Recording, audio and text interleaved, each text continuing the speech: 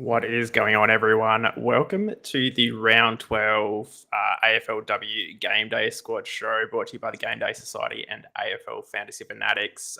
As always, joined here by Bales. How you going, Bales? Yeah, not too bad, mate. But we're here. Final round of No. the season. It's gone very, very quick. It doesn't feel like that long ago that we were doing our first round preview pod ahead of round one and going, oh, it's going to be a good season. Looking forward to it. It's been a good season, but where's it gone? Yeah, Oh, exactly. wow, And it's been a crazy. longer season than normal as well, which is even crazier. Like Yeah, it's and that's what I mean, right? It's longer by 2 weeks, but it doesn't feel longer. It feels like it's no, gone almost just as quick, if not quicker. So, yeah. yeah, no, it's a shame. Obviously, for me and you, right, and for those watching along, we've had footy from mid-February with pre-season games for the men's, right through with the whole men's season, then the finals, then the AFLW starting, and we've obviously got last round. Then we've got a few weeks of finals, but then that's it. So we'll be on the Yeah. cricket, and then I obviously we've know. got football and other sports and everything going around the world. But we're going to miss footy when it's done. That's for sure. Yeah, it's definitely that sad time of the year, isn't it? Where you're just like, the game's over and then you're like, oh, and then the next weekend rolls around and you're like, oh, and it's just not a great time. Yeah, But how did exactly. you go last week? Very mediocre, unfortunately. Not too great. 29th in starter, 24th in classic, 25th in challenger, and 16th in champion. So I'm nothing if I'm not consistent, right? I'm consistent across all four, but no top 15 finishes there. That's probably the first week I reckon all season I haven't had a good finish in starter or classic or challenger, like one of them. So disappointing from that sense, and dropped to fourth. And I'm 1 point ahead of you in classic. So Yeah. yeah, I want to give that like I don't mind if we both go up together, but I want to drop to fifth or lower because then my order in the prize card draft is going to be a bit lower. When I was staring at potentially first in classic and maybe a top sort of 7 pick or something in the draft, so I'm hoping I can claw it back because if we look at the rankings in classic, obviously because that's the one I'm probably looking at the closest is that the ranks are quite close to the top. So you got Skippers is out to a bit of a lead. I think he's 204 points ahead of me, so I'm probably unlikely to catch up him. But I'm only about 120 away from Cash Money, and then I'm 24 away from Womanizer. So it's I think 2, 3, 4, 5. And funny enough, then here we goes 1 point behind you. So Yeah, I know. It's very, real very tight. close So between 4, 5, yeah, 6, which could be big in terms of prize card yeah, order. it'd be huge. Imagine if we How'd you just go? both drop out. Yeah, And exactly. How'd you go, mate? yeah. Uh Mediocre, but a bit better than you. Thanks, mate. So Thanks for telling me. yeah, just rub it in. 10th in starter, but crucially still hanging on to first or reclaim. I think I'm hanging on. I can't remember if I reclaimed it or hanging on. You held on to it because you were first Yeah. last week. Yeah. 12th in classic, 14th in challenger. And I'll talk to you about my challenger strategy because I changed it up and then just absolutely blew it. So Okay. then, I was getting excited. Maybe change it and it worked out, but okay, maybe not. no, it should have worked out. It probably could have worked out, but I just absolutely cooked it. And then it's not loading, but it's around about 10 to 12 in champion as well. But I thought because my prize card is coming from classic, I'm going to assume, and you can only get one. So I was like, what if I load all of my diamond mids from my champion side into my challenger side and just try and just rush a couple of weekly decent scores, maybe get a bit of money. So I did that and it worked out really well because all of our mids did great this round. And I had them all in there as like high rarity cards. The problem is I made a huge blunder. I had Chloe Malloy in a draft side that I'd built at the start of the week. Oh, no. And just after the lockout of the Sydney game, I was like, oh, better check I took her out of everything. And I didn't. And it just cooked me because I had a good round. It came like, was it 12th overall with a 0? So that could have been top 5. Yeah. But anyway, I'm not sure I'll do it again because maybe I will. We'll see. But anyway, let's carry on. So round 11 review. Top point there, triple check your lineups. Purely this is the last game. You can't make any mistakes here. I like Because that. I like this is that. what could, Tips for something that I didn't do last week. yeah, exactly. Like that. Yeah. Next point down is all our guns gunned this week. I don't know if you saw the scores from our like key midfielders, but it was just basically perfect. Hang on, I'll just get them up here so I can. So was it Marinoff 184, Garner 157, Gardner 156, Riddell 154, Bowers 148. Like they're the midfielders we talk about locking in every week, and they just absolutely nailed it.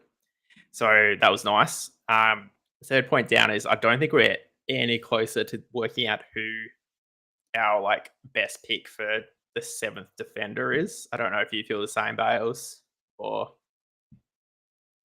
No, sorry, I've just had a sneezing fit while we're bloody hay fever is just getting me this year. It's getting me this year. It's really, really annoying. So yes, that's why I had my camera off. Just like no one wanted to see me continually going like so.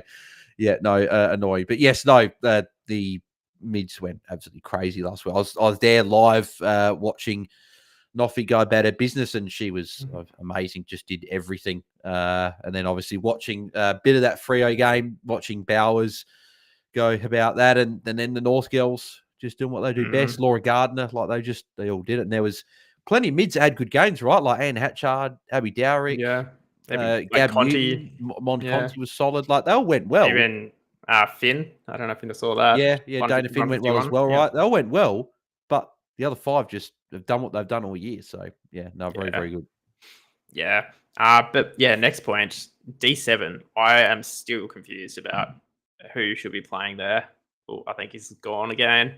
But yeah, it's obviously, we'll talk about it when we get to West Coast, but Thomas is just absolutely killing me. Like, played virtually every week, been underwhelmed every week. Take her out of my side. Let's not talk about Charlie Thomas, please. Yeah.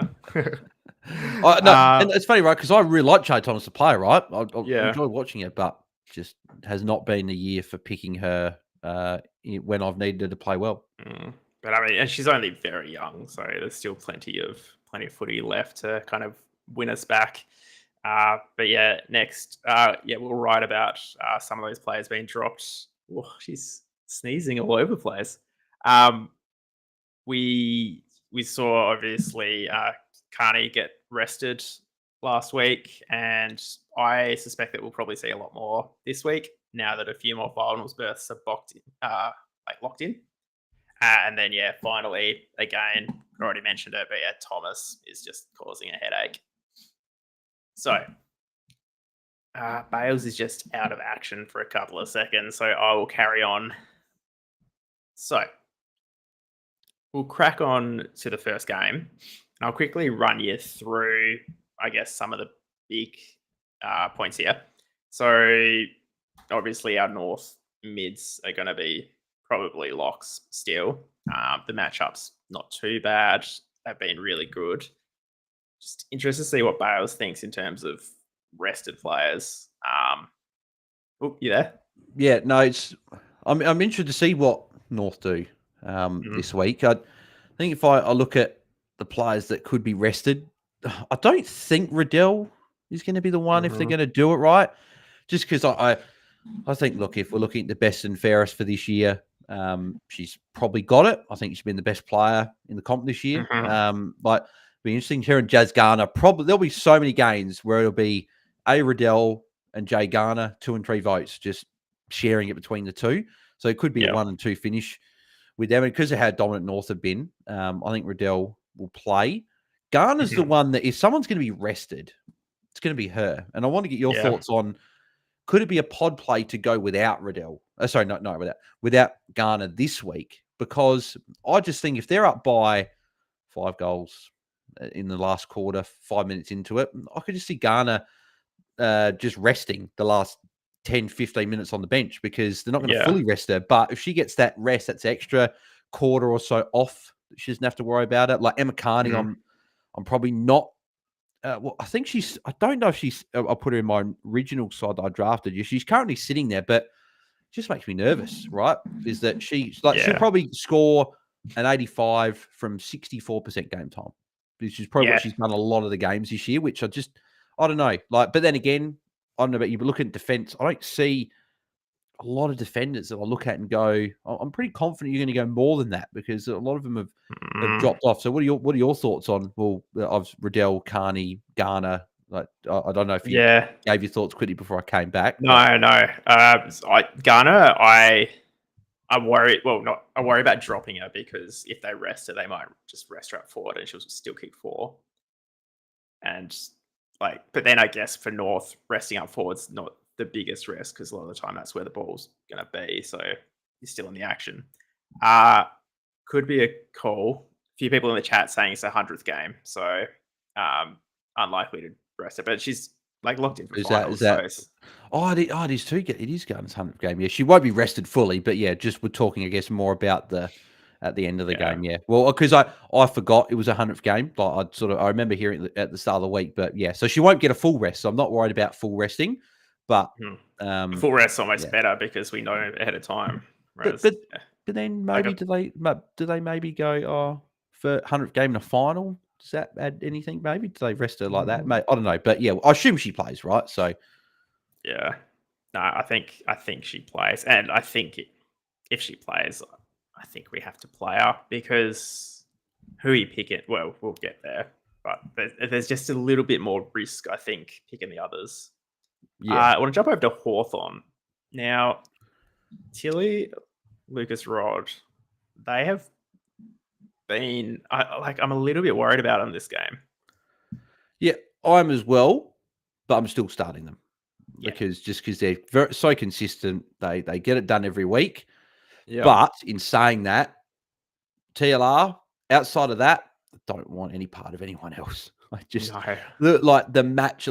We haven't. I don't know if we've seen we've seen some bright green on the scale that you've put there. I don't know if I've seen the dark red, and I know it's for rucks, but it's just very very bad matchup. And then the red for mid, red for forward. Not that much better for defenders. But at least defenders the better matchup of the 4, right? So at least to Lucas Rod, they can hopefully get to a good score. Yeah. But, I don't know. Anya McDonough, Gilroy, Stone, Bodie. I don't like the great players, right? But I don't want a part of them this week. Yeah, no, agreed. The point that I probably was going to make before I had my sneezing fit, and I did put my camera a few times, but I was blowing nose and didn't want people to be looking at doing that on the screen. So I thought that's why I turned the camera off a couple of times. Yeah, exactly. Yeah, you can go to the Patreon for that one. But the thing I think I've been doing my squad the last probably 2-3 weeks, which is probably where it's coincided with my drop in rank in terms of going from number 2, number 3 in classic to 4, right? So it's not a big drop, but I've noticed my weekly rankings have gone from being consistent to now being in the mid-teens to 20s, right? I think it's because I've been getting too comfortable with picking players that I've had a number of weeks or players that I feel are safe, right? And you probably look at players like a McDonough or something like that. That's probably what I'm looking at. But I feel like we got to in Gainer Squad. I think got to pick the players that I think are the best options there with the matchup. So, I picked Conti, I think it's a couple weeks ago, dropped a poor score, but I wasn't as keen, but I felt comfortable putting it there. So, probably just something I'm considering moving into this week and moving into the next couple of weeks is just to make sure I pick the players that I like their matchup, I like their scoring potential, and not just putting in a player just because they've scored well for the previous 3 weeks. So that's probably what I'm looking at this week. And I feel like some of those Hawthorn players, I think T. Lucas Rod, they're different because they've been a top sort of 2 or 3 defender for the whole year. And I think they're going to score well because the ball's going to be back there for them a lot. But outside of that, I think I'd be steering well clear of the other options. Yeah, no, I fully support that. I've just got McDonough up there because of last week. I thankfully picked her as my Hawthorn forward and she came out all right. But steer clear. Yeah. So push on to the next one then. West Coast and Carlton. Now, Ella Roberts, I think, is a query for this round. Test. Yeah, she trained. She trained today. I saw a post about from Eliza Riley. Shout out to her for over in WA. Posting she trained today. Lighter session, not full session, but gets through tomorrow. But they are expecting that she'll play. So I don't know. Carlton is not great matchup, and as we've said, I still think you look at it: Marinoff, Garner, Riddell, Bowers, and Gardner. Locked in. I don't think we're taking any of those 5 out. So we've got one spot left for that other mid. And I've got a couple of names ahead of Ella Roberts this week. So I don't think I'm going there, particularly as well with a bit of a nickel. Yeah, no, I agree. Also because I'm well off Roberts because I picked her twice this season, and both times she has stunk it up. So not touching her this round, especially with so much on the line. But Carlton as well. There's the Finn's been in all right form, but we know how we feel about wingers. So anyone else there that you could be interested in? Yeah, no, Finn could be someone to maybe consider here. One of the names, if you want to go for a pod, I think the matchup is good enough that Finn could go well. But as I said, I've got a couple of names ahead of her, and I see Mel's keeping an eye that she's noticed you turn your camera off. So no. At least for you, it was just you charging some headphones, right? Whereas me, it's nose bloody playing up. But I feel I'd use some decongestant spray. I should be good. So we'll keep pushing on. Love that. Now, apart from those guys, obviously the elephant in the room is Thomas. Like we kind of have to talk about it because we do. It's going to be a decision for this week. I just can't start it. Like she just has quarters where she goes massive, but she has other rest. Like so, for example, just to take into context about how her game last week went, right? So she ended up scoring. What was her final score in GameDay squad? I'll bring it up for you. It would have been like a 90 something. 94. Yeah, 94, right? So 94. Her first quarter, she had 11 disposals, 8 kicks, 3 handballs, 2 marks, 2 tackles. So that would equate to 53 GameDay squad points, right? So that's all. That's an amazing quarter, right? On track for 200, pre and midfielder. The problem with that is after that, she scored 41 points in the remaining 3 quarters. So that's just showing that like those, I feel like the 3 quarters after quarter time is a bit more of a reflection of what she's been doing this year.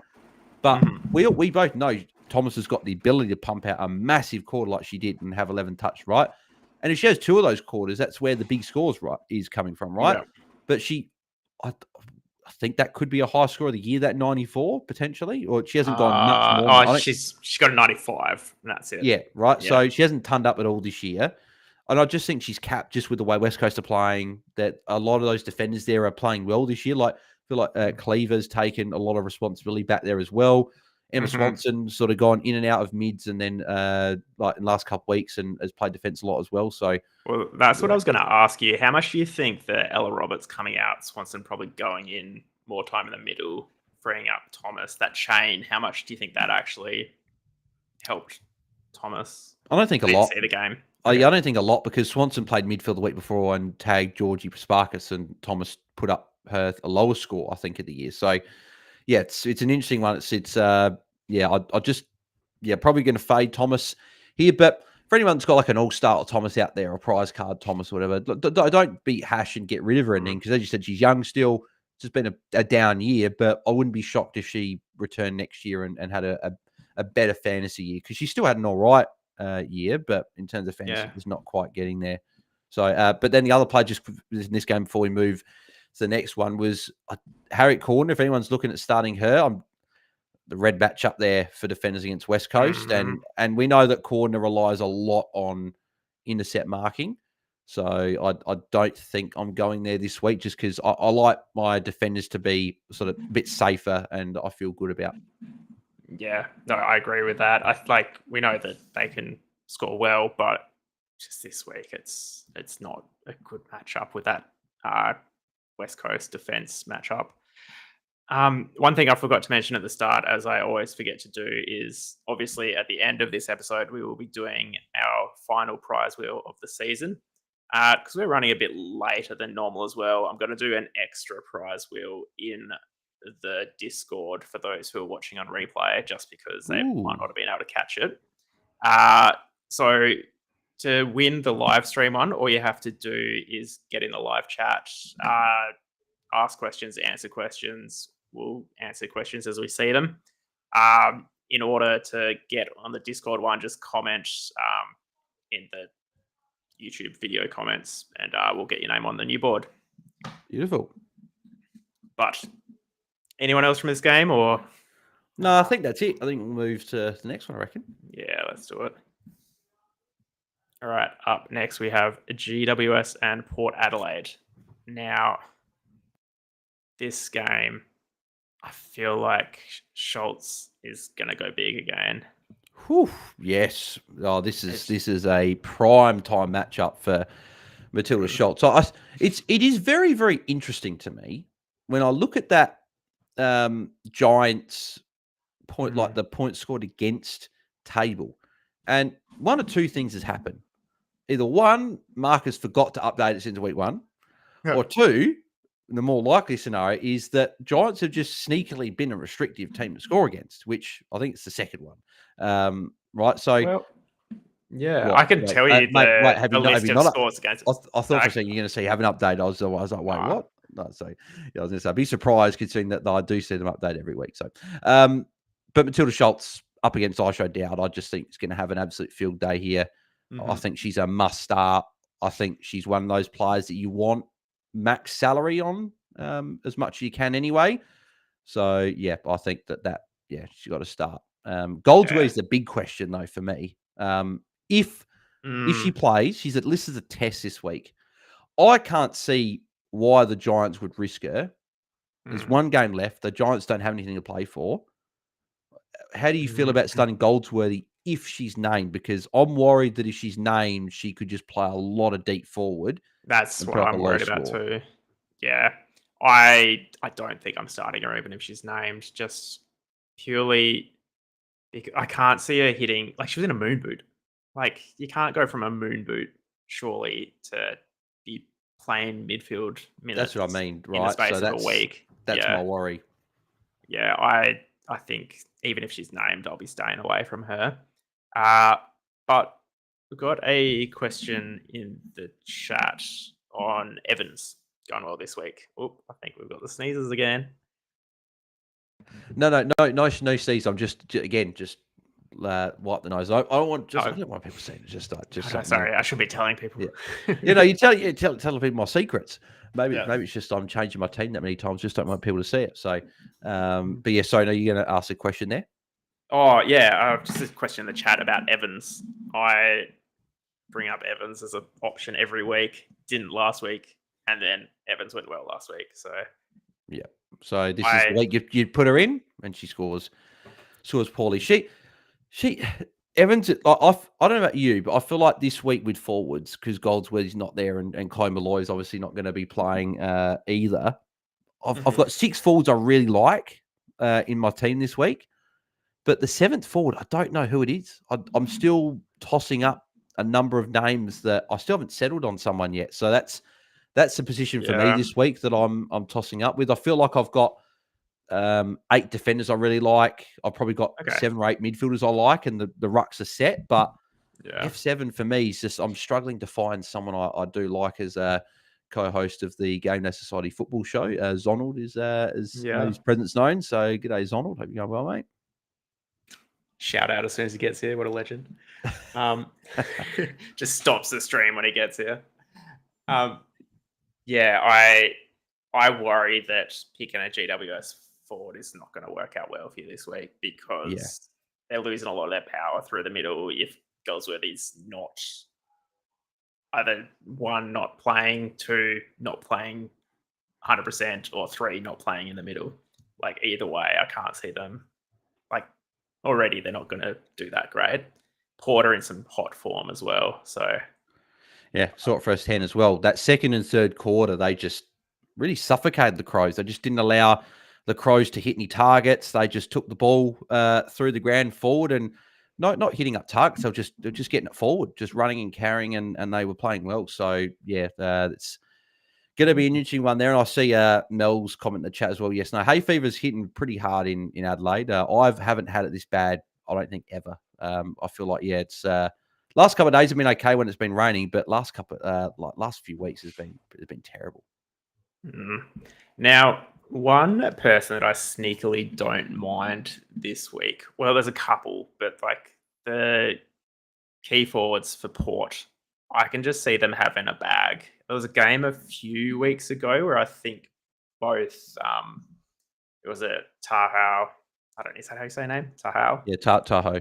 Yep. Yeah, Tahoe and Horton both just had a bag, and I can kind of see that happening again this week. Yeah. Are you tempted at all by either of them, or just too much risk there?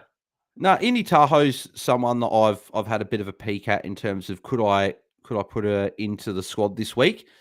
The only worry I've probably got with her is that she's had some obviously really good games this year, been in great form, and she'll have the most improved player or comeback player or whatever award they want to give her, because she's gone from doing I think ACL or something with the beginning of last year, come back and she's right up at the top in terms of the goal kicking.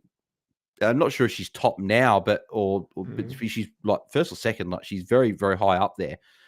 So she had, I'm just having a look at the score. So 57, 59, 104. That was in round 3. 67, 92, 71, 54, 70, 46, 116, 72. I just worried that, so she scored a 40, so 46 with 1 goal, a 54 with 1 goal, but like she scored a 70 with 4 goals. Like, I could see her doing something like that again, kick 4 goals and score a 70. So like that's basically 4 goals, 4 kicks. Yeah, so like maybe some marks. If Maloney, for example, kicks 4, she's scoring a 100 plus. Like she's gone big. Whereas I feel like that, like Indy Tahoe probably doesn't have that full, well-rounded fantasy game to really make it count when she kicks a bag. So that's my worry with her. But the matchup's there, right? So the score could be there, and she's someone I've definitely considered putting in at that F7 spot. Mm-hmm. And finally, from this one, well, I mean, Ash Woodland's probably a lock at the moment. Well, for the rest of for the rest of the season for this game. And finally, Ella Heads. Is she someone that's coming into contention after a few good weeks in a row? You're trying to talk me into it, are you? You're trying to say, put her in. I don't have her in at the moment, but she's one of probably 3 defenders, I think, at this stage I've considered for D7. Mm-hmm. I've got someone there, which we'll talk about that game when we get to it. But I've got someone else currently sitting there at the moment, but it's something I've contemplated. Yeah, okay. No, very good. I mean, scores of 102, then backing it up to 86 is like...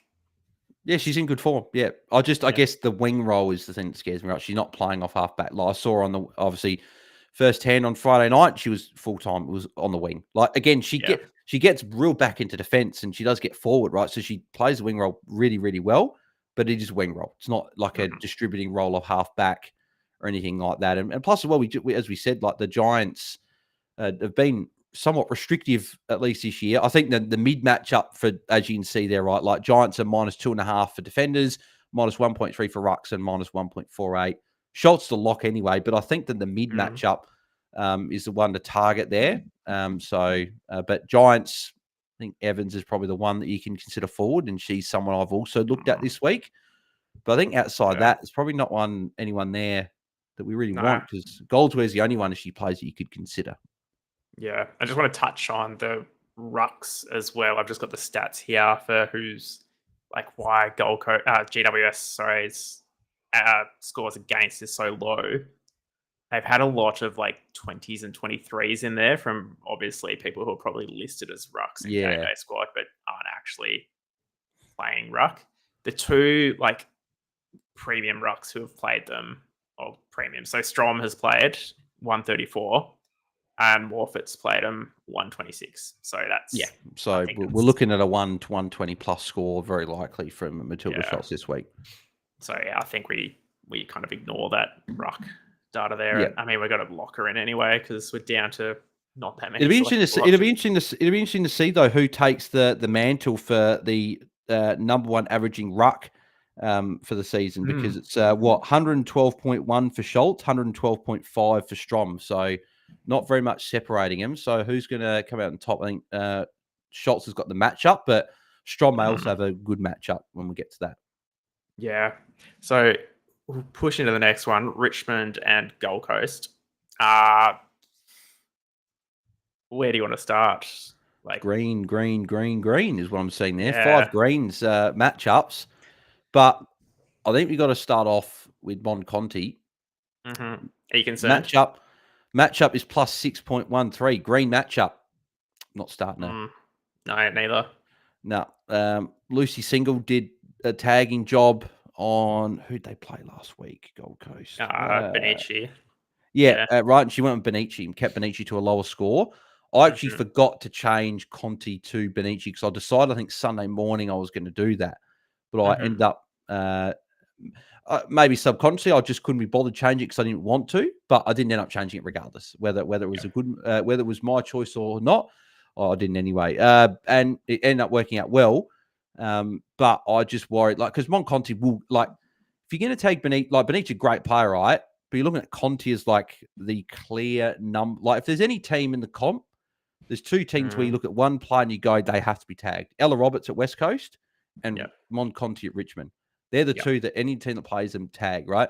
And every team tries to stop Mon Conti. But I feel like there are some taggers like a Lucy Single that can do the job. So that just worries me a whole lot. I'd actually be starting the counterpart in this game, who you've got a prize card for. Yeah, I was going to ask you, Rowbottom has come into a bit of form the last 3 weeks, I'd say. He turned up in each of her last 5 or something. I think that's what I saw the other day, or last 6. She had 3 average scores to start the season, week out, and then since then has turned it up in the last 8, 5, 6, 7, 8, 9, 10, 11. Yep. So what's that? So she's turned up in how many of her last games? What was that? Last 8 games. So her last 8 games she's turned up. Yeah, so that's great form. And it's, I think, coming back to those inside players that adapted to the rules. We saw Gardner and Riddell, particularly Riddell, they've just smashed it from the first round because the rule changes of the quicker ball movement, the quicker holding the ball rule benefits those outside players that can run and transition, which we've it feels like Riddell is getting 40 every week, and every 3rd or 4th week she's breaking her own disposal records. So, whereas I heard Ebony Maroff had on radio, would have been maybe 3 weeks ago, maybe 4 weeks ago now, and she spoke about how the start of the season she struggled a little bit with the few of the changes in the game, and probably why her numbers didn't reflect the 150, 160 that we often see from her. But she's been great pretty much since then, right? I think Charlie Robon's very similar. I think if you asked her, she'd probably say the first few weeks I probably struggled with the quicker ball movement and the changes, but she's again, like all good players do, they adapt, and she's adapted and she's scoring well. So if any of those in the off season looking to get some bargains, I think Charlie Rowbottom is a buy low for your club. 100%. If you're looking at buying some cards in the off season, Charlie Rowbottom's the one that I'd be looking at, and I think that's something to be considering. Yeah, she's only averaging 116, which for a primo mid isn't enough. But if you look at her last 3, she's the lowest score in the last 3 is 127, which is quality. She's hit 173 once this season. She's back to normal. So I think I'm starting her. Yeah, great matchup. She's someone that's very, very much in my consideration. I don't have her at the moment. Got one other player ahead of her, but she's next.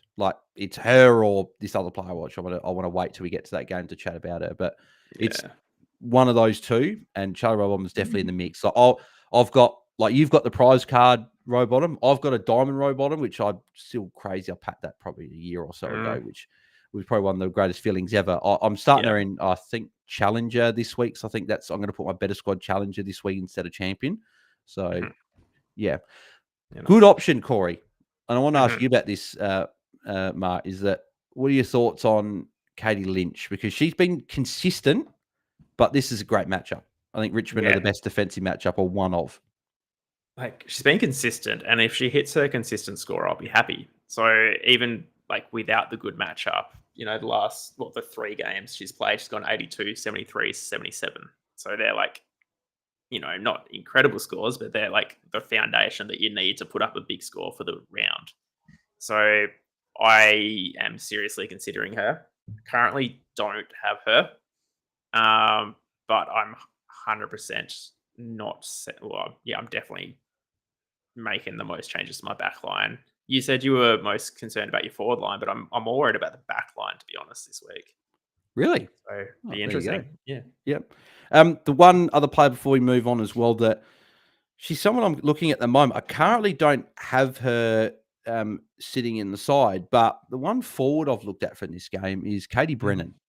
And people are going to be really scared to play her because last week she had a good matchup against Collingwood. And I'm just getting her score up here, but she put up an absolute stinker. 30. Yeah, so absolute stinker. Right. Emma O'Driscoll did a number on her, but this is a green matchup. 8.5 plus 8.5 for forwards. And obviously Izzy U's got the question there as well, Greiser or Brennan. I feel like I'd go Brennan between the two. Greiser's a good option. I think that Greiser's the pod. And I think Brennan's a pod as well. I don't think a lot of people are going to look at Brennan, particularly with the low score. But they're both, particularly Brennan, but Greiser as well. I think they're in calculation for me. I don't have them as my F7 at the moment, but Brennan's someone that I'm considering, and I could make that change. Yeah, I do just want to warn you that big green matchup for Gold Coast forward is a little bit of a red herring, just because a bit like the rucks for Giants. Yeah, so they had that big game Sydney played where Ham went 156 and Malloy went 154, and that's factored into the thing still. Yeah, so probably still probably good matchup, but yeah, probably not the best that it probably shows. Exactly. So I think that's probably too much of a risk for my liking. And I guess the worry with both not so much Grice, because she's been fairly consistent, but with Brennan, she can drop a 30, or as you said last week. So that I talked about before, going with the players that I think got the best matchups and going for them.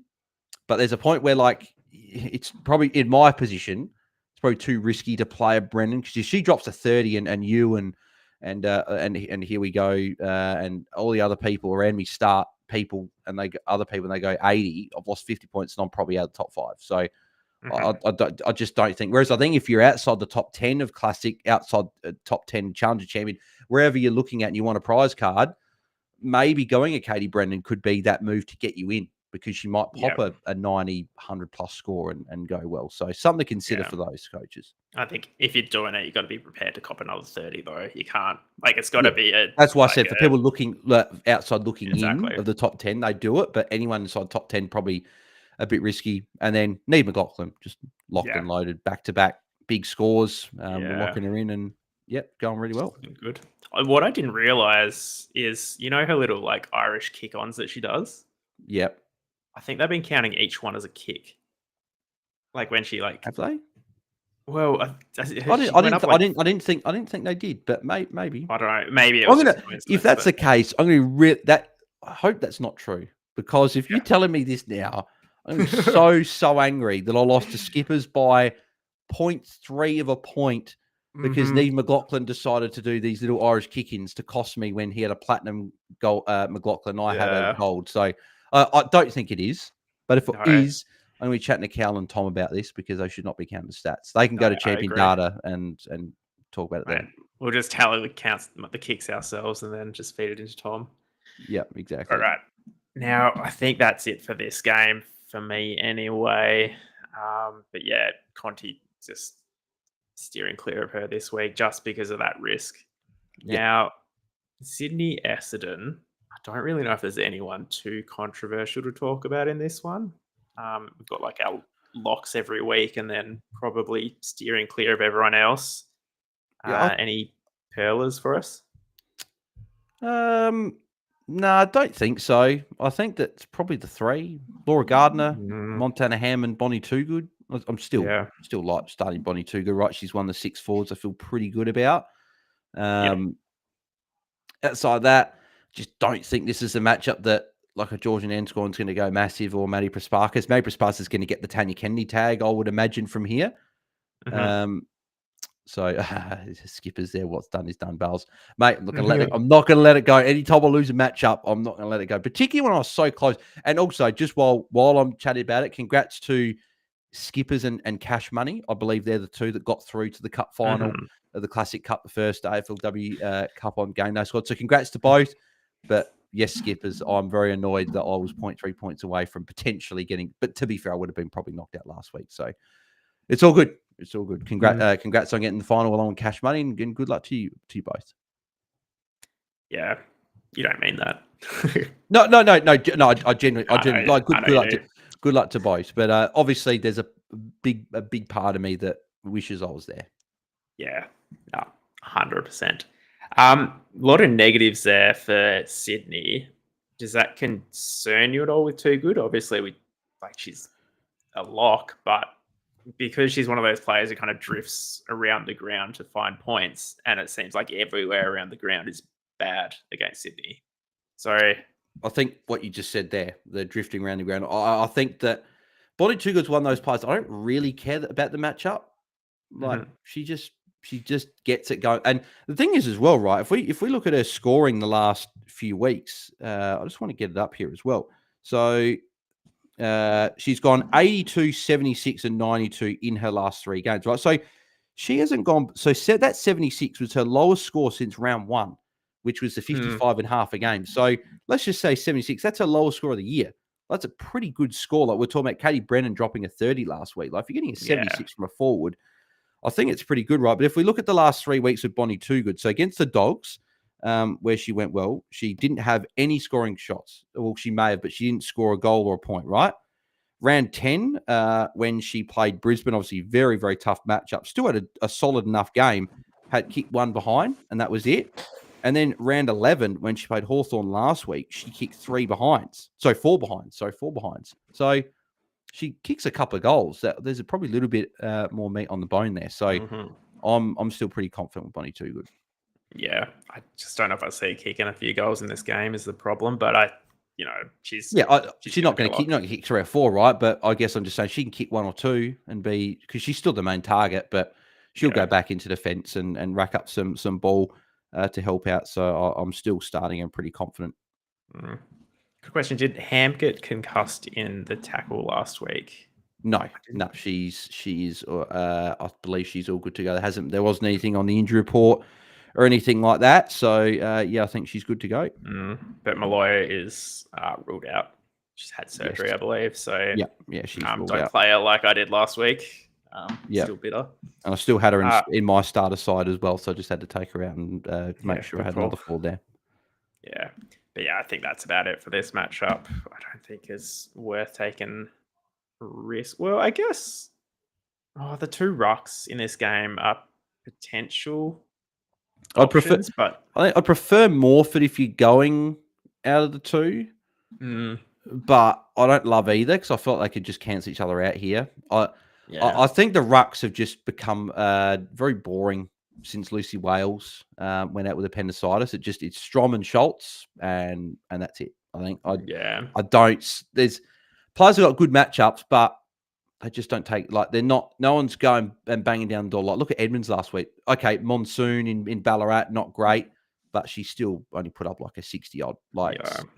Whereas Strom and Schultz have got Schultz last week dropped so many marks and she still turned up. She sort of pretty all right game. So I just think it's those 2 and we're locking them away.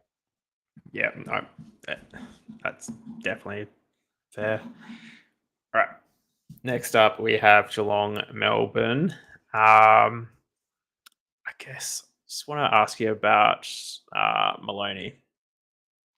Now, are they someone who has come into contention in your kind of selections? You said that you've got a few on the outer. Yeah, she's been the one that I've been sort of, I guess, settled on. But I don't love the matchup. Not against Melbourne. Not when they've got some good tall defenders. I don't love it. So she's not going to be. I don't think she's going to be my F7. She's probably more there at the moment for safety. But as I said before, I feel like I've been too safe with picks. There's better matchups I think out there. But as I said though, there's not no one that really inspires me with a lot of confidence at F7. And I go, yep, I'm happy to start you this week. So yeah, the moment she's currently there, but I'm literally looking forwards as we speak because I'm looking at who I'm starting next. So I'll show my squad later on. I want to figure out who I'm playing. And are we now in agreement that Maloney is ahead of Parry in selections? Parry, If we were going to pick one, it would be Maloney. Yeah, Parry's had some good weeks this year, right? She's had some good scores, had a pretty solid year, but yeah, just I think that it's Ash Maloney is the one. And then jumping over to the other side, Heath. How disappointing was it last week? It was kind of, I mean, to be fair, it wasn't the best matchup for them, but we kind of backed them in as potentially could overcome that with their game style. But it was 72 they scored. Yeah, Rob was still good. I think that she got really unlucky in the first half with tackles that she laid that went to the Brisbane player would get it out to their teammate. So she probably left 15, 20 points on the table. I'm still pretty confident with her. Good role. Like her, if 70 odd's her floor from what the defenders have been doing of late, I think she's still a pretty good option. Along with her teammate, I think Maeve Chaplin, I think I've got a bit of confidence back after she had a couple of lower scores, had a couple of trickier matchups, but I know Geelong's not a great matchup either, but I think Maeve Chaplin is still the main designated kicker back there. So I'm starting her. Yeah, I agree with that. I don't think we should be expecting those 130, 140 scores that she got for that, purple patch. Yeah. But I think we can bank an 80 pretty comfortably, which should be more than enough to keep you happy. Now, apart from that, I like that matchup is really good for rucks, but I don't think we'd be playing a Melbourne ruck against Geelong in this, would we? Because as we've said many times, we don't even think about rucks anymore. We just pick them, pick the two. Yeah, and I don't think Melbourne have got a standout like I don't think Lauren Pearce is going to put up a big enough score where you're going to want to start her. So I just don't. I just see, as I said, probably just the two rucks at the moment, Strong and Schultz. Yeah. What about a Harris or someone up forward, maybe getting a bit of you could. Yeah. I feel like Zanker's been the better forward of late in terms of form. But again, it's picking between the two, right? So who's going to be the better one? You're probably going to pick the wrong one, whichever way you go. Geelong, it's a decent enough matchup, but it's not amazing or whatever. So I think if you're looking there, I think that I'm coming around to a Katie Brennan over the two Melbourne forwards. Yeah. Because also I looked at Classic as well, and I did have Malloy sitting there as well. So I didn't actually change my team since Monday after doing it. So putting the F7 onto my field, I've got two spots. So I've got 5 forwards I like, and now 2 forwards I'm trying to figure out. And I think a couple of interesting picks there, but currently not Zanker or Harris at the moment. Could be Maloney. Yeah. Interested to see who you've got in your team at the end then. All right, we'll crack on to Collingwood and Brisbane. Mullins, is how good? Oh, she's absolutely smashing it. Absolutely smashing it at the moment. She's going along very, very well. I wish I started obviously that week that Hodder was out, but I really wish I started her last week as well. She had what did she have, 129 or something? Yeah, 129. She absolutely went massive. So I think she's one of the 5 I'm really confident in. We chat about all of them, right? Ham, Woodland, Hodder also in this game here. Too good, and Mullins. They're the 5. I think everyone's going to start them. They're all great starts, and I think they're both locks. Yeah, everyone, a lot of people swapped to her when Hodder was out last round or 2 rounds ago now. But prior to that, they'd actually done pretty well. So they 129 last round when I think we both missed her. 97 when we were basically forced to play her. But prior to that, she went 80 and 91. So there's like for forward, they're like quality. Good numbers, yeah. scores. Very, very good scores. I think it's just kind of slid under the radar a little bit. And now with, I guess, Hodder playing so well, kind of almost just shadowed those decent performances. Yeah, I think it's definitely. She has gone under the radar a little bit as well because her average on GameDay squad 72.7. So she's down the list in terms of options. So like a lot of people don't actually like see her there. Like she's down the list, but like she's a good option. Like I do like her as a pick. Yeah, and she's just had it has been a role change, but there's just some absolute stinker scores in like the 20s at the start of the season, which is bringing that down. She got injured in one of them as well, like really early. So that's the other one. Yeah, true. Other than that, I don't like Anderson. Can't really like Collingwood matchup. Apparently, is quite bad, which surprises me a little bit. Yeah, I could still see Ali Anderson actually going quite well in a matchup like this, but again, I just don't. We haven't seen the same ceiling from Ali Anderson this year that we have in previous years, so that's my concern. Yeah, the thing is, like Ali Anderson going quite well is basically, unfortunately, the floor of a lot of the other premium mids that we are tossing up, taking out to put her in. So it's as much as I'd love to play her, I don't think there's space at the moment. Yeah, and I think Britt Benici as well. Awful matchup against Brisbane this week. So, like, funny enough, it wouldn't shock me if she actually had a good score this week. With like, she does sometimes go quite well in tough matchups, get a lot of tackles, but you're not playing it. I don't think this week. What about Barnett? Oh, geez, if someone could tell me what Barnett's role was going to be this week, and they said she was going to be playing the ruck, I'd put her in my forward line. She'd probably solve it, and she'd get a solid 75, 85 type score. But she's played forward a lot the last 2 weeks, and if she's playing forward against Brisbane, yeah, I don't love that. It's really annoying because basically every round she's put up a good score apart from 2, but the 2 bad scores were a 38 and a 45. So it's just in the back of my mind that if she doesn't go well, she's going to go really bad. And that's what scares me. So I think she's one that's been in and out for the last, since Monday. I think if she was named on the team sheets as the starting ruck, because she wasn't last week, it was Frederick.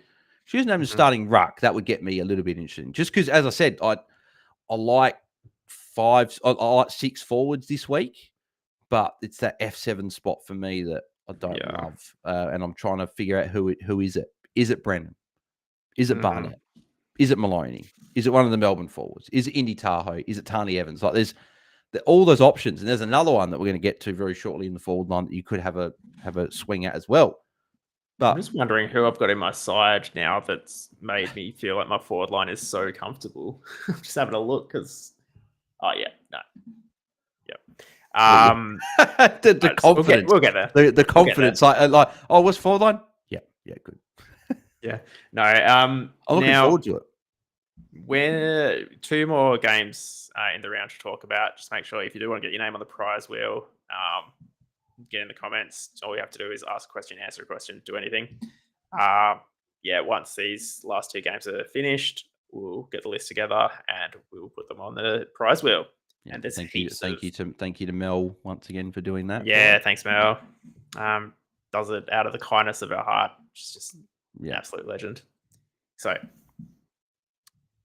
cracking on to the next one, and this is I've got the graph again. Hey. Because it continues technically. So even though, so this is the Wardlaw graph, where every round we've seen that she's gone up, down, up, down, up, down, up, down. And it still counts. It still counts because she still technically went just above. Yeah. There. But guess what? I think she breaks it this week. I think she goes up again. I think she has back-to-back weeks. She's the 6th forward. I've said that it's not the 7th, the 6th forward. I've been pretty happy with starting there. She had considering she played North Melbourne, didn't actually have a bad week, to be fair. Like Yeah. everyone against North Melbourne has struggled mightily against them, but the fact that she still ended up against the hardest team scoring a 63 is not too bad. So I think that I think she's gonna go up, and it's quite funny that she's actually done this for 11 weeks. That she's gone up, down, and like how you got the graph, there. But I think this is the week that she does finally go 2 weeks in a row scoring well. Like even last week, I'm looking at the stats that she had last week. She had 11 disposals, 4 marks, 1 tackle, a hit out, and 1 goal, 1. The fact that Beckhott's still out and it's going to be Reen Karras means that Wardlaw still has got a few those ruck contests there. I think she's the number one, like the clear target there. The Dogs, though, aren't in a great matchup for her. They've got some decent defenders there that could play the role.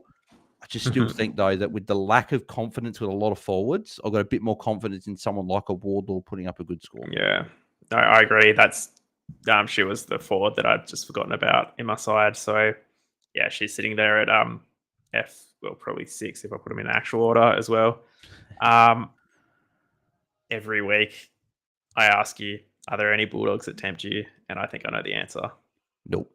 No. Like, I would like to sit here and go for Alice Edmonds. Like, she's a good, unique target. She's got St Kilda, great matchup. Beckhott's out. Reen Karras, she's going to go well. She put up a 60-odd last week. Like, in a good. I don't know, condition weren't great, but you would have thought that would have been good, right? Like, tackles there. She had that game, I think, against Hawthorn where she didn't get a disposal, but she had like 5 tackles in the first quarter and ended up going really well. Like, Geelong, a lot of hit outs, like you would have thought in the condition, but still, like, just not. So, yeah, I just can't go there. Yeah, it's not like you're not going to reach the scores that the our Strom and Schultz, we're not going to hit that. So yeah, steer clear. And Watson, I think, we just have to start. Yeah, Watson's in there every week. Again, she's one of the ones we're pretty confident in. So, locking her in. But yeah, apart from that, probably not too much else. And then we'll crack into the last one, which will be a very huge interesting one. Relevance. Yeah. So I'll go through the 2 players that I'll talk about that I guess are my D7 and my M6 at the moment. So, and one of them's on the screen. The other one's not. So the defender I've actually got in there at the moment at D7, Sarah Goodwin. So really, she's fallen off people's radars the last few weeks. Obviously, she was going quite well, so she had scores. So the game that Chelsea Randall and Caitlin Gould went down, she ended up scoring the 89 against Hawthorn, but then she went 132 against Gold Coast, that massive score. Then 90, 86, 73. So you can see the downward scoring a little bit. Then she had a 48 against North Melbourne. She played mid, and she went back in last quarter. But if we look at last week, she scored a 74. But I just want to get her CBA numbers up off of DFS because she played, from what I saw, she played a lot of midfield. So the role is still there for her. And again, I feel like the defenders the last month have gone from being a lot of high scorers and a lot of options to a lot of options have dropped off, either through injury or just poor form or playing a slightly different role. Whereas Sarah Goodwin, I still have got a bit of confidence there with the role. I think the fact that she played not great against North and they got beaten badly and then still went to the midfield against Port. I know they lost in the end, right? But the fact she still went in there is a bit of confidence for me. Yeah, there you go. Thank you, Finn. I don't even have to get up on DFS. So 76% CBAs for her last week. That's big, right? It's full-time mid. So I think that I'm pretty confident. Well, no, sorry, not pretty confident. I better be careful. I think that she can put up a good score this week. Yeah, okay. Your thoughts on Goodwin? Scared.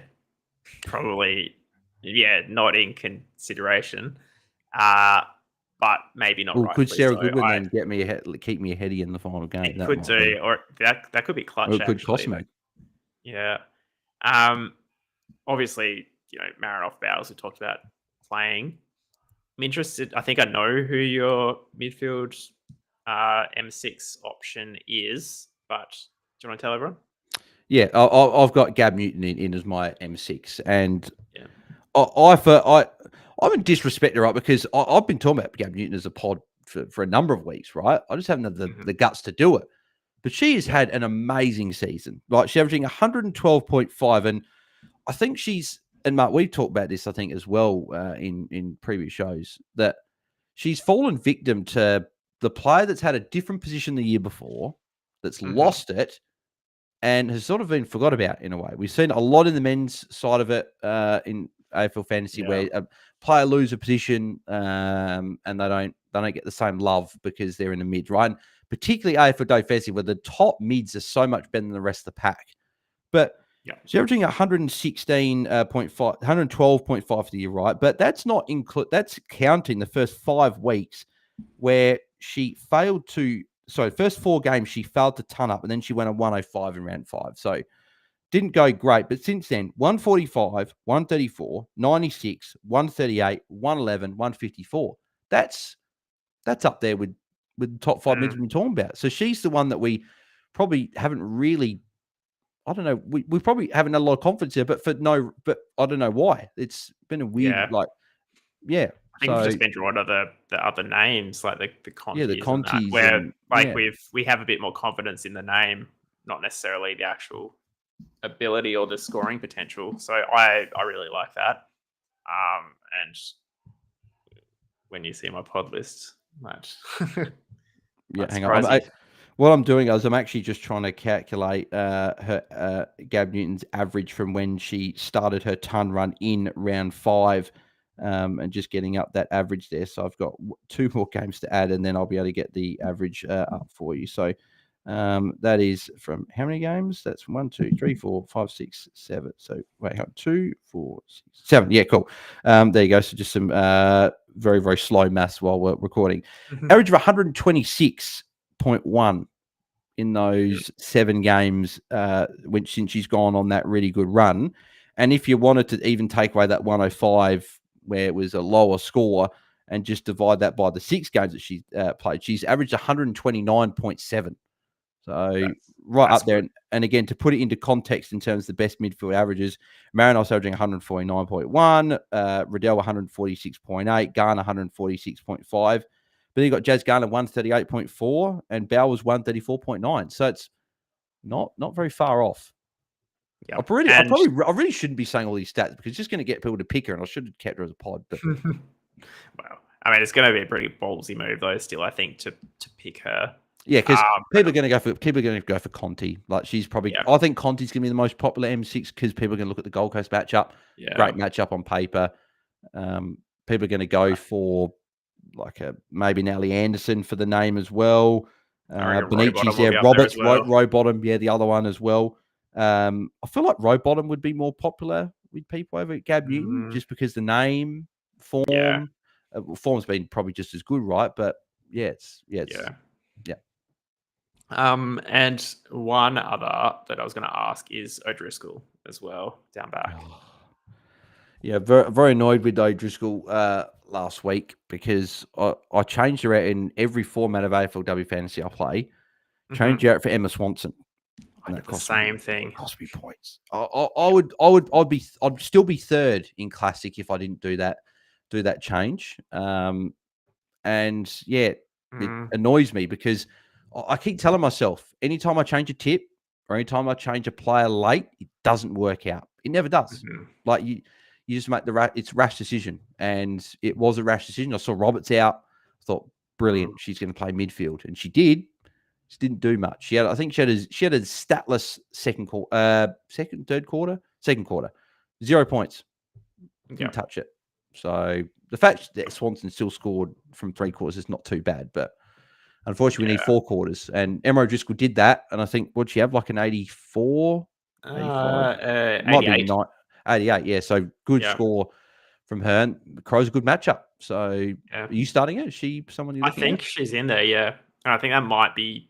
Maybe I have a bit more confidence in my back line. I've got confidence in my forward line. My back line is the issue, but so if you start O'Driscoll, I go Goodwin. It could be coming down to that to potentially see who gets. Well, it's going to be that, and then see if Gab Newton can catch up what Rowbottom scores potentially. That could be what we're looking at. Yeah, wow, huge. All right. Anything else in this one? I think that's about it. Yeah, I think there's a lot to talk about in that game. Like, there's so many options, like the midfields. I think speculative one. If you want to go for a real, actually, no, I wasn't going to say if you go for a real pod, but I'll say that in the pod list. So we'll save that for the pod list. Is there anyone else here? We talk about Strom, we talk about Marinoff, talk about the free mids. I don't think so. I think that's probably it. I'm just looking at. So I've currently got 1, 2, 3, 4, 5. I've got 5 players from this game. So a lot of players. What about like McCarthy as a bit of a pod in the middle there? Or I've just got Bowers and Newton ahead of her, like in terms of because Newton can McCarthy can go forward and go well. I've got a McCarthy prize card, so I'll chuck her in challenger or champion, 1 to 2. I'm undecided yet.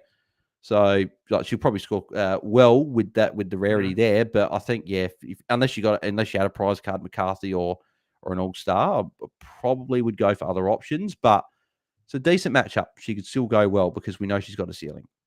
Yeah. And Adelaide were giving up a lot of points to mids. I think they've kind of reined it in a little bit the last few weeks. But Abby Darrick still went. I think Abby Darrick had a decent game last week against the Crows. What did she score? 129. So she went pretty well. So second highest score. So yeah, be interesting to see how it goes. But I'm partly hoping Crows win, but then they also give up some points to mids because I've got Bowers and Newton. So sounds good. All right. We'll crack in. So entries now off. This is my pods list. And I'm curious to see what you think because we've talked about basically all these. We talked about 3 of them a bit more. So we talked about O'Driscoll in the last game. I like that pick against the Crows with obviously Gab Newton. Obviously, I spoke about in depth there as well.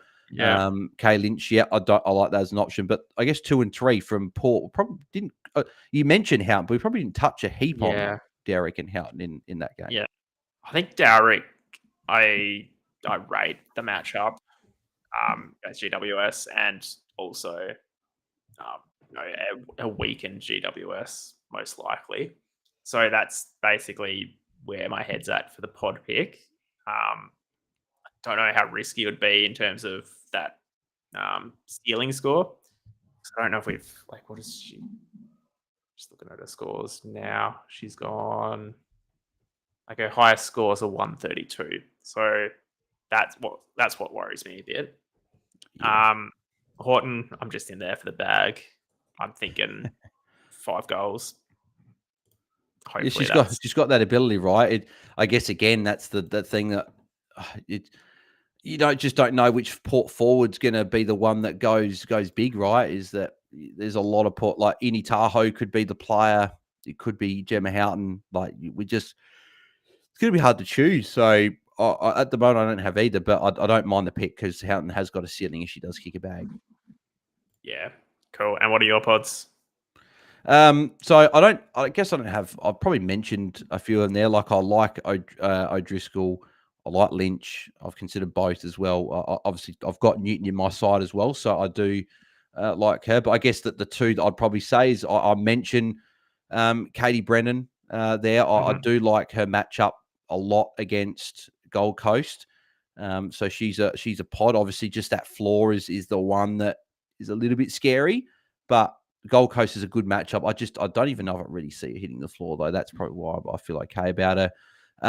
And then the midfielder that I was sort of referring to is Anne Hatchard. Anne Hatchard's the other player that I wanted to leave for this section because her scoring obviously hasn't been Anne Hatchard that we've been used to in seasons gone by, where she's been a top 5, top 6 midfielder and been a sort of consistent player that we've had in our midfield, right? Which is amazing to me. Obviously, loving both Noffy and Hatchard as Crows players, but her last couple of weeks gives me a bit of optimism that she can finish off on a high. So and I don't say last one, I should say. 127 is what she scored last week. 26 touches, 5 marks, 6 tackles. And who returned last week? Caitlin Gould was the one that returned. And she's also, funny enough, my other pod to round out the list. Caitlin Gould is that with her average so low, no one's looking at her. Returned for a lower score last week, but week under the belt could go quite well. So they're probably a couple of pods for the Crows, but yeah, it's going to be interesting to see if both can put up some good scores to finish the year. No, I rate that. All right, let's jump into teams. This is, I think I'm first. And I'll make it bigger again every time. So I'll talk you through it. So we haven't seen each other's squads, obviously, but to be fair, I don't think we've seen any weeks. But we so haven't seen I currently have. Oh, I don't think we talked about O'Shea. No, we didn't. Do you keep her around if? No, she's in. She's in. She's in. I think that if Carney particularly is going to be managed at least, you think in the last call, like we think she will be, I think O'Shea's going to continue. Like O'Shea scored well last week, and that was a tough matchup against St Kilda, and she still had an 89. So she's just going very, very well. I'm looking. When was the last time she had a really poor score? So reverse, she's got 89, 90, 110, 73. Didn't play in round 7, 90. So she had a 35 in round 5. 69, 91, 84, then a 49 in round 1. So round 1 and round 5, who did she play in those games? Because I'd sort of be interested to see sort of context-wise who they played. I think one of them was Brisbane round 1. No, they played Geelong in round 1, which is interesting. Then round 5, she did play Brisbane. So there you go. So yeah, that makes sense. So yeah, I like Eric O'Shea. No, and then I currently have O'Driscoll and Heads in there. So that's maybe why I found like it. I feel like I'm just missing someone in this back line because I've got so many like almost pods in there, which is I just can't work it out why it's messing with me. Yeah. Oh, well, I've probably got I've got two of them there that you'll see very, very shortly. That could be the two. I guess we've got two differences, and I know who the two are. So nice, and their midfield pretty unsurprising there. Gordon Rowbottom probably mainly because I got that prize card, but I think I probably would be playing it anyway if I didn't have that card. Rux. Is what is going on with the order? Normally the order is in average. I always put my order in average, but you've I don't know, like you got Garner just getting in your head, then Rowbottom's down, then Noff's up, Gardner down, Bowers down, then Ash Riddell on the bench. That's blasphemy. No, I'm just mind games. Trying to get in my head. Yeah. And that forward line is like I think having Maloney there is maybe what's giving me the having Maloney as a confident pick in my head is what's making me happy with my forward line. Maybe, whereas you're not as confident, it sounds. Yeah, just the Melbourne matchup is just a slight worry for me, that's all. Yeah, but I can imagine, I feel like you're probably not too far off with the rest of them. Yeah, exactly. So I'll share my screen for you as well so we can have a look at how my starter side, because I don't want to give you any secrets about the rarities or anyone that's watching that's around the top 5, my rarities and everything. But that's what we're looking. So we've both got TLR, Neve, Serene, O'Shea, whatever. So that I've got. Did you have Goodwin in your team? No, I didn't have. So no, so we had 3 differences in defence, which is probably the most we've had in any position for a long time. So I've gone Maeve Chapman, Shelley Heath as probably. They've been quite safe, but I think, again, they've got good ceilings. I like both this week. Geelong's not too bad. And Goodwin, she's playing midfield. I do like her as an option, but I have considered the ones that you've got. I've looked at Katie Lynch as well. A few different options there. Yeah, midfield, the top 5, as always, got them there. But, yeah, Gab Newton's, as I said, sitting at M6. I have, again, Charlie Rowbottom's right there. It's a lot, but at the moment I do have her there. Mim Strom, Matilda Schultz, as everyone's got. And then I've gone for Ham, St. Hodder, too good. I've got Wardlaw sitting there, Mullins, and I do have Katie Brennan sitting there, which I don't know how I feel. I feel worried because she has got the ability to put up a stinker, but she's got such a good matchup. I know that it's skewed a tiny bit from the Sydney game, but still great matchup. Good. And I do think Richmond can win this game. I think they will win this game. So that's probably why I'm thinking, well, if Richmond win, Katie Brennan's probably going to be involved. Yeah, no, that's Fair. I think this is the most different our sides have been all. So how many differences have we got? So we got one that won the forward line, one in the mids, and 3 in defence. That's five differences. That's I don't normally have that many. Normally we've got 3, maybe 4, so. but yeah, 5. 5 is probably the most we've had. And then it kind of comes down to rarities, but this is actually going to come down to players this week, which is exciting. So yeah, I could see us getting to 3 different. Like I could see it being if you don't change the defence, I could see me going from Maloney and a row bottom. But at the moment, I've got that sitting there at the moment. No, I like it. I think it's the play you need to make to get in the top 3. Is that mind games from you? You just saying you like teams just for mind games, or who knows? But right, spin the wheel time. Yeah, let's spin the wheel. So what we're going to do is this week, because it's the latest show, I thought we would have less people watching, but we've actually had, I think, the most watching we've had all season, which is great. Have we really? Yeah. Maybe is this a sign for next year? Maybe do we? Maybe we push it. Later, obviously that's if the legends at GameDay sort of will have us again. Yeah. But maybe we do the 8 p.m. Stream on a Wednesday. Well, let us know. Let us know in the comments, right? Like we think we may potentially have a sneaky show next week. I guess we won't reveal too much, I guess, unless Mar wants to. But we might do one next week. So let us know tonight or even next week.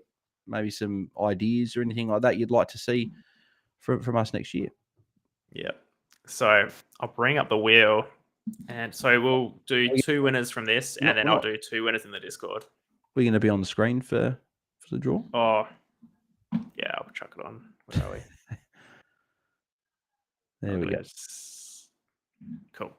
So let's get going. Let's shuffle the order just so it's got the sound on. Is the sound on? I hope it is. All right. So first. Okay. Oh, there it is. Yeah. Right.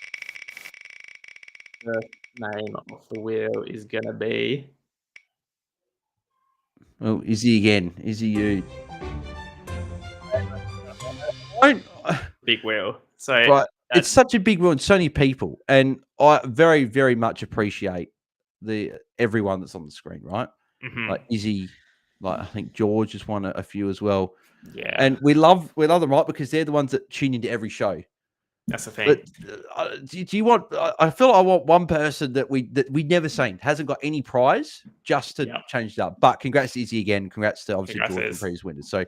I don't want anyone to take that as if like I'm saying I don't want you to win, because I want everyone to win. But yeah, if you get my drift, if that makes sense. Let's go number 2. If it's George, could you imagine? Finn. There you go, Finn. I don't think Finn. I haven't seen Finn pop up on the screen. I don't think he gets. So yeah. Well, congratulations, Finn. There you go. And Finn's been a regular as well. So congrats to Finn for winning there. Very good. All right. Well, Finn said spin the wheel until it's empty, surely. So maybe wants more than one prize. Let's go one more. Let's go 3. Hey. Oh, there we go. Maybe this is where George pops up on the screen.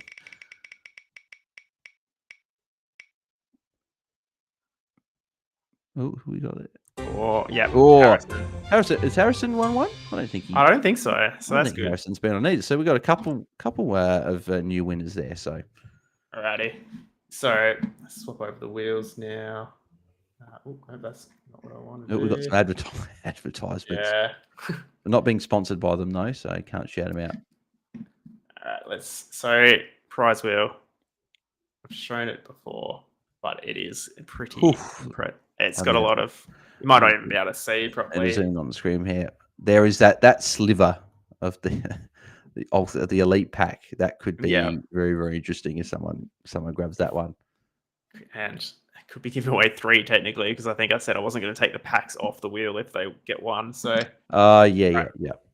So actually, didn't you give away the All-Star Thomas last week?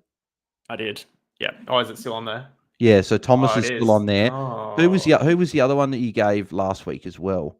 It was a platinum. I think it was a Roberts. Yes, it was. Yeah. What do you have? I guess if you got another one, you can probably keep them on there, right? Or we just keep taking them off. Well, I don't have another Thomas, so I think this is good. Okay, cool. Right. Good catch, because that would have been devastating. Well, I've probably done you a disservice, because now there's more chance of the elite pack popping up. So Beautiful. All right. So Let's first go. up, we have Izzy. All right, that elite pack has gone past. Thank God. Oh, that's a good one. All star, too good. Oh, that is is a the good. card Oh, that I needed. I wanted to keep. So, wow, oh. Izzy, congrats. And to be fair, as well, I said Izzy gets a lot of prizes, but I don't think Izzy's actually got like a really good prize. So, yeah, that's congrats to fair. Izzy for that one. Oh, That Izzy is a said huge. Platinum Watson was the other one that apparently someone Oh, had yeah, got. that's right. I've got a Yeah, couple so of each, so that should be fine. maybe you got to work out a plan. Maybe you got to keep. If you got to keep too good, maybe ask Izzy, can I keep for 1 week before giving No, it? that's Maybe. fine. A rule's a rules. It's because Izzy might need it more than me. So, Oh, congrats, wow. Izzy! Congrats. All right, so we will send that one off. Izzy's obviously knows how to get prizes. Yeah, it knows they get prizes, but I feel like I've been stitched up a few because I know there's been some packs Yeah. that there's been nothing in the pack, right? So it's good. Yeah. All right. Next up, we had You took off Finn. Watson. Oh, I've got a couple of Watson. So oh, okay, cool. Yep. Alrighty, what have we got? Oh, it's getting. Oh, that was okay. That's the closest I've seen it to the elite pack. Yeah. So Silverman's Strom. I mean, it's a decent card. Still Not very sure handy. Yep, to playing Yeah. classic and challenger. So 100%. Contender. So yep, Finn, get in my DMs if you want it. Oh, I'm sure you want it. It's a great card. And then finally, One more. We had it was Harrison. Yeah, we're going to open up the pack of the elite pack if it gets pulled on stream. We're giving the code. No, we'll give the code away just in case they get something they want to hide. Maybe. Well, why would you want to hide it? If you get it, brag about it. If you're a legend or something, then you're happy. All right, I think we are. Diamond that's a nice card as well. Diamond Bree Davey. I guess the frustrating thing with Bree Davey is that she hasn't played this year, and she didn't play a lot last year. But getting a diamond for really anyone, but in particular someone that can be relevant, I think is a good one. So continue to get it for free, right? You get it for prize. So, yep. So, congratulations to everyone who just won. I'm going to do 2 more spins later for people who watch the video later on. If you entered on the wheel here, you can still enter again if you want to. Just leave some comments on the video after you watch it. See, there you go. So as Izzy just said there, right? As I said, Izzy's won a few times, but the best thing they've got was the gold Swanson. So, and that's not great. And to be fair, that's not great. So, I said I wanted someone new to come on, but if we've had people jump on and win, haven't got anything they wanted, it's good to see them come back and get something good there. And appreciate Izzy for tuning in and everyone out there that's tuned in for all of our round previews. Yeah, 100%. Now, this is the last, I guess, actual round preview we'll be doing for the season. You're probably hesitant to actually give any real pieces of advice, final words here. Oh no, I've got some advice. Yeah. I just want to shout out just a few coaches as well for the great seasons that they've had. So looking at so I'm going to classic. Obviously, that's the comp that I've been probably taking the most seriously there. So I got so what's that note? That is wait, no, hang on. What's that? Why is that? Oh no, that's why is it putting up round? I want the season. No, and then that's starter. So no, it's all stuffing up my phone. Here we go. So skippers, cash money, womanizer, Bower Power. Don't know who that is.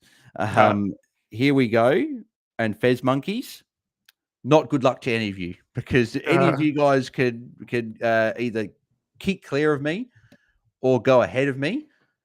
So everyone else can good luck and hope you guys go really well. But the other coaches, I can't because I'm joking. And good luck to everyone. It's been a great year. Finish on a good note. As I said, the advice I'd probably say would be if you're picking a player, don't pick it just for being the safe player.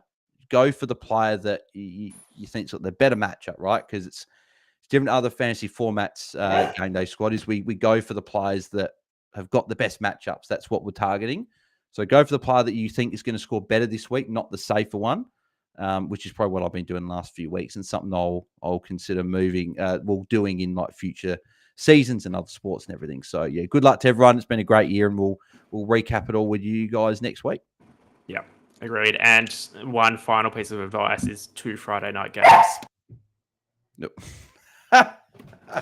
The dog wasn't very happy with the 2 Friday night games. He thinks that there should be a game on Thursday night. Yeah, agreed. He or she, I might have got that wrong, but he maybe thinks there should be a game Thursday night. He's been a good boy for the whole episode, but he's just had enough, so I need to let him out soon. Yeah. But yeah. All right.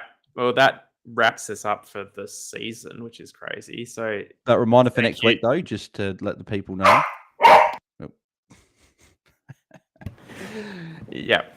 So yeah, next week we will be doing a bit of a season wrap kind of video. It won't be a massive long thing, but we'll just be running through what we learned, what we did well, what we did bad, what we could have, changed.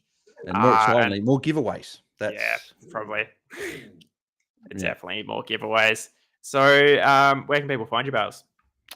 Just on the screen there, as you can see there, at BalesDT on X and Instagram, and Fantasy Fanatics on YouTube, and AFL Fantasy Fans on X as well.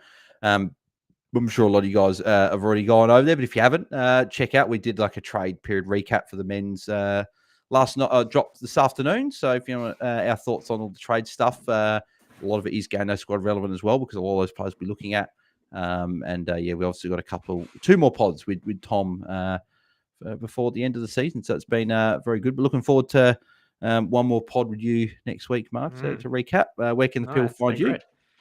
So over on GameDay_Society or on Instagram, the GDS or the GD Society. I hate that every time I say it. And the GameDay Society on YouTube. What about maybe just do at Society GDS? That's brilliant. I'm going to try and change that. Or just do GDS Society. Like, it's literally yeah. No, you're right. It just sounds horrible when I say it, but look, but I guess if you do GDS Society, it's got to be 2 S's. Whereas if you do Society GDS, you're not overlapping. So yeah, maybe. Nice. And yeah, so thanks everyone for a great season of watching. Obviously we'll see you again next week, but just best of luck for your final round. Try not to make any rash decisions mid-round. I just got a Swanson being one of them, so you don't do a mistake like that again. And yeah, thanks for Melissa as well for everything that they've done this season. Thank you, Mel. For us, it's been super handy having you just keeping track of everyone's comments to get everyone on the prize wheel. So everyone give a shout out to her. Thank you. And yeah, best of luck. We'll call it there. Yep. Thanks, everyone. See ya. All right. Catch up.